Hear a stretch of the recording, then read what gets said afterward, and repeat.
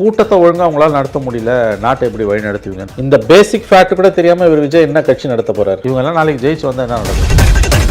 மகாலிபுரத்தில் அந்த கூட்டத்துக்கு election commission கிட்ட அனுமதியே வாங்கல. இந்த மாதிரி ஒரு கூட்டம் நடத்தணும்னா மாடல் கோட் ஆஃப் கான்டக்ட் இருக்கும்போது எலெக்ஷன் கமிஷன் பர்மிஷன் வாங்கணுன்ற அடிப்படை அந்த புத்தி கூட அந்த புரிதல் கூட அவங்களுக்கு இல்லை. போலீஸ் கிட்ட பர்மிஷன் வாங்கினா போதும்னு நினைச்சிட்டு இருக்காங்க. எலெக்ஷன் கமிஷன் பர்மிஷன் வாங்கணுன்றதே அவங்களுக்கு தோணலை. அப்புறம் எலெக்ஷன் கமிஷன் வார்ன் பண்ணியிருக்காங்க, சீல் வச்சிருவோம் வாட்டில் அப்படின்ட்டு. அதுக்கு பிறகு தான் கேன்சல் பண்ணியிருக்காங்க. இந்த பேசிக் ஃபேக்ட் கூட தெரியாமல் இவர் விஜய் என்ன கட்சி நடத்த போறாரு? மகாலிபுரத்தில் வார வாரம் மாசம் வாரம் நடத்துற மாதிரியான கூட்டம் கிடையாது. இது மாடல் கோட் ஆஃப் கான்டக்ட் வந்துருச்சு.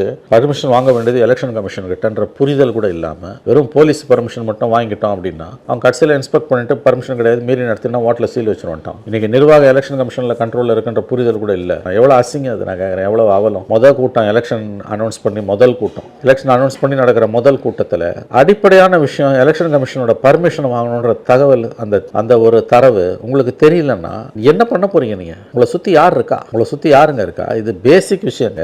இதுலலாம் நீங்க எப்படி கோட்டை விடுவீங்க? ஒரு சின்ன கட்சி வச்சிருக்கவங்க கூட தெரியும் எலெக்ஷன் கமிஷனில் பர்மிஷன் வாங்கணும்னு.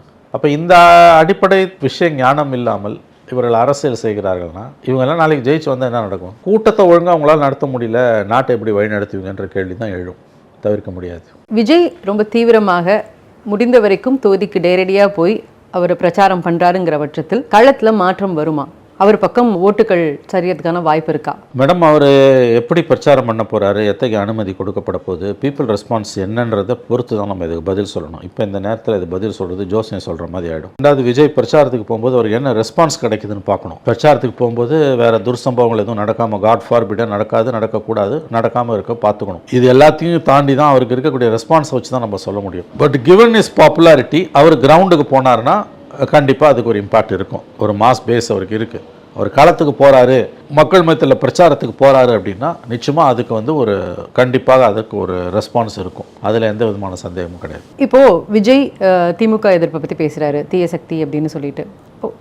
மக்கள் அவருடைய ஸ்பீச் கேட்கும்போது திமுக தீய சக்திங்கிறத ஒருவேளை அவங்க அக்செப்ட் பண்ணிக்கிறாங்கன்னு வச்சுக்கோங்க, அவங்க விஜய்க்கு ஓட்டு போடுவாங்களா, டிவிகேக்கு ஓட்டு போடுவாங்களா, ஆர் டிஎம்கே ஹேண்டில் பண்ணுறதுக்கான இன்னும் ஒரு மாற்று சக்தி அப்படின்னாக்கா அது ஏடிஎம்கே அப்படிங்கிறதுனால டிஎம்கே எதிர்ப்பு அப்படிங்கிறது ஏதாவது ஒரு வகையில் ஏடிஎம்கேக்கு அவர் அது போகிறதுக்கான வாய்ப்பு இருக்கா சார்? நல்ல கேள்வி இது. அதாவது இந்த தேர்தல் ஸ்டாலின் வேணுமா வேணாமான்ற தேர்தல், இது மோடி வேணுமா வேணாமான்ற தேர்தல் அல்ல.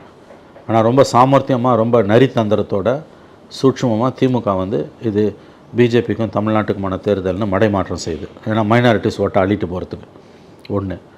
ரெண்டாவது, தாவேகா எந்த அளவுக்கு இந்த எலெக்ஷனில் போட்டி போட போகுது, 234 தொகுதியிலையும் அவங்களால நல்ல கேண்டிடேட்டை போட முடியுமா, அவங்களால ஃபைட் பண்ணுற அளவுக்கு கெப்பாசிட்டி இருக்கா அப்படின்லாம் யோசிக்கும்போது நிறைய கேள்விகள் இருக்குது. அதில் அது பதில் இல்லை என்று தான் வருது.